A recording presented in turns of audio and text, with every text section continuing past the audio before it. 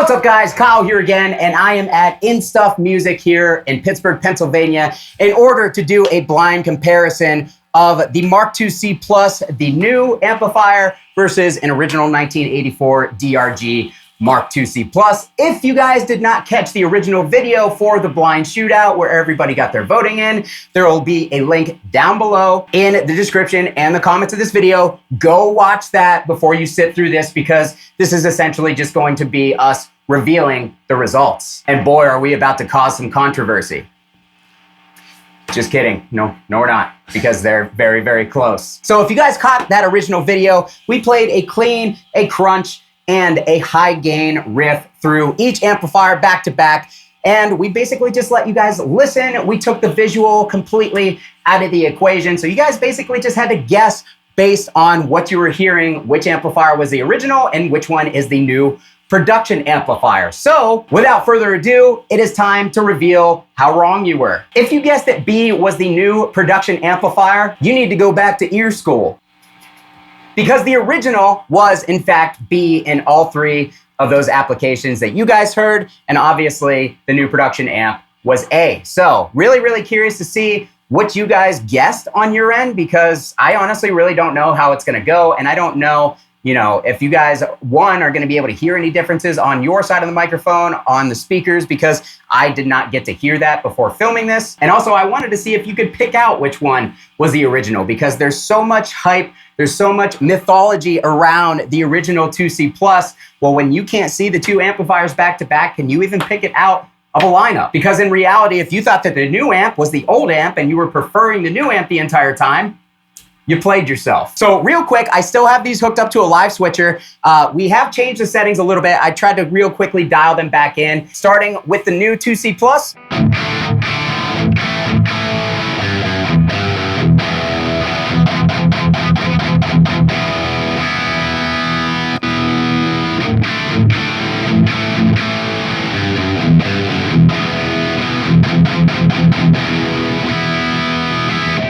So there's a lot to keep in mind. There's a lot in play that could cause the differences that you guys heard on your end, if you heard any. But the new production 2C Plus, fantastic amplifier. It's really, honestly, I even told to the video engineer here, I was like, this is so much fun to play. Like, this amp is just a lot of fun to play when you get it dialed in right. But that does bring us to the next part of the differences, or the next part of the comparison, is the feel.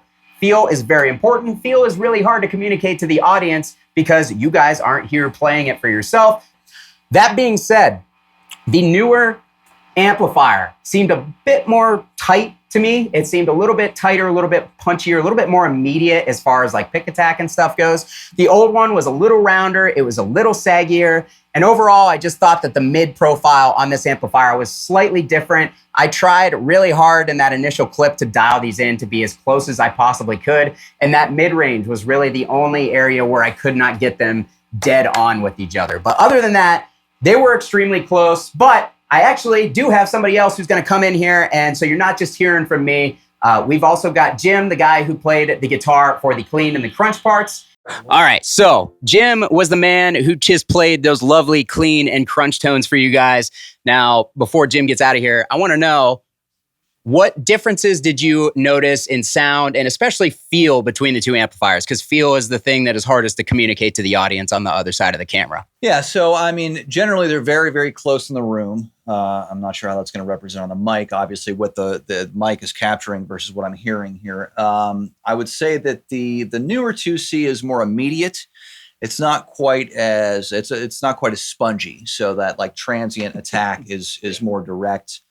A little more mid forward. I would say the mids tend to be more squared off. They're not quite as rounded off as in the older ones. Some of that I'm sure has to do with age. Sure. The newer ones certainly a little brighter, right? But in general, I mean, they're 95% identical, and I'm sure if you got 5 of the old ones and 5 of the new ones, there'd be at least that much variance. So when you're comparing this amp, this amp's what, 40 years old? Yeah. Yep. So, exactly. When you're comparing an amp that's brand new to something of that age, that's about as close as I think you're going to get it when you're talking about manufacturing things. you know, Yeah. In that way. So, you know, again, they're both great amps, you know, and you can get a lot of tones out of them, obviously, if you goose all the EQ and everything. It's a classic. I mean, you know, and certainly it does, you know, there's certain things it does better than any amp in the world, which is why everyone knows what a 2C is. Right. So. Exactly. So it's funny though, because you said the difference is, even though you were playing the clean and the crunch channel, you outlined the exact same differences that I said, but you didn't hear me say them as far as the feel goes. No, I mean, I just walked in here and played. Right. You know? So like we basically were on the same page without even communicating. So, all right, guys. So we've got Chris here at In Stuff Music. He was the man running the audio controls and making sure none of the cameras were exploding and stuff while I was recording that video. But him and I were kind of talking back and forth just overall, like when I was dialing things in, there were some differences. Like he was pointing out things that he was kind of standing out. So the speaker throw was hitting him in the ear more than it was me sitting beside the amplifier. So I'm kind of curious, once I kind of got it all dialed in and once we got it dialed in for the clean and the crunch tones, what were the differences, if any, if you were here and out there? So the biggest difference I really heard from a distance is it almost sounded like the original had a little bit of kind of like a broken in speaker sound a little bit. Yeah. So as far as the new guy, it was definitely from an engineering standpoint, when I'm mixing anything, if we're doing panning or something hard, you can tell when there's some certain frequencies that kind of hit you like right on the forehead. Sure, the ice pick. Yes. Yeah. So when we were initially dialing this in, you could hear that ice pick significantly. Sure. And I was like, yeah, that's going to be a little tough for the video, but this was definitely a lot more like yourself and Jim also talked about.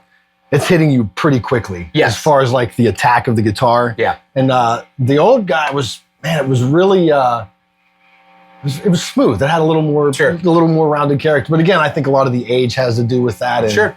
And it was an interesting technique to dial in 2 amps that, 40 years old and something brand new. We don't get to do a lot of that here at the store. So it was nice to have Kyle down.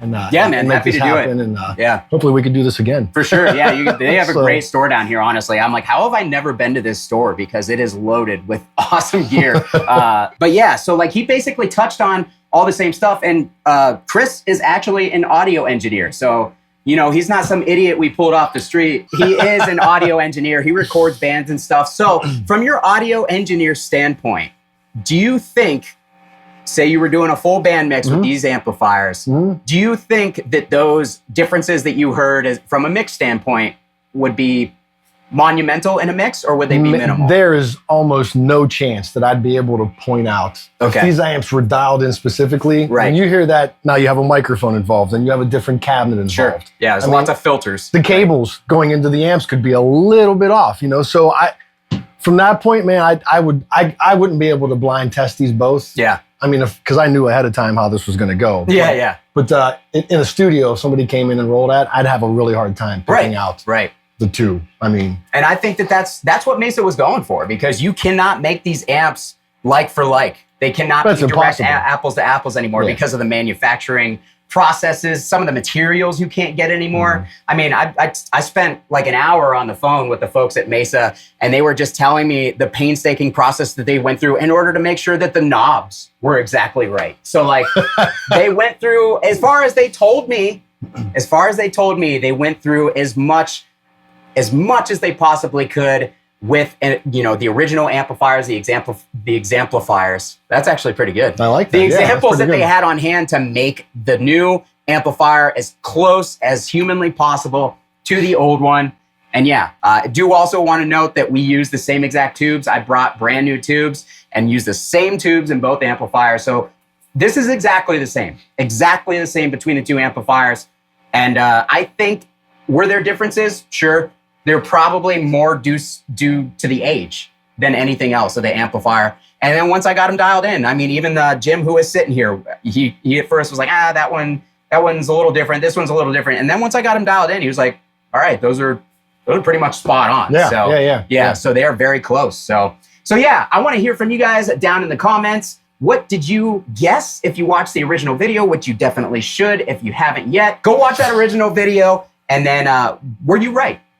Were you right? Put it down in the comments. Did you guess the right one? Be honest. We're going to be able to see whether you're lying or not, because we're going to have all the comments from the old video. But for real, this was meant to be a fun thing. There's a lot of stuff going around this new amplifier right now. and people seem to be a little bit upset, but in reality, they shouldn't be. There should not be. It's a great amplifier. It sets out to do what it's supposed to do, in my personal opinion, and they're going to be readily available. And that's just what people wanted of this amplifier for many years. Now you can actually get your hands on it. And if you want to get your hands on it, you can head to In Stuff Music's website, down in the description, down in the comments, and you can pick one up from them. I don't believe that they have any in stock at the time that this video is going live. Lots of pre-orders. Yeah, they sold. Yep. They sold. They already sold before we got them in. So. Exactly. So, but if you do want to place a pre-order for that amplifier or any other Mesa amplifiers that they do have in stock, make sure to head to that link and support the fine folks here at In Stuff Music. Hope you guys enjoyed the video, and we will see you next time. Name. Leave that in. Hey. Yeah. All right.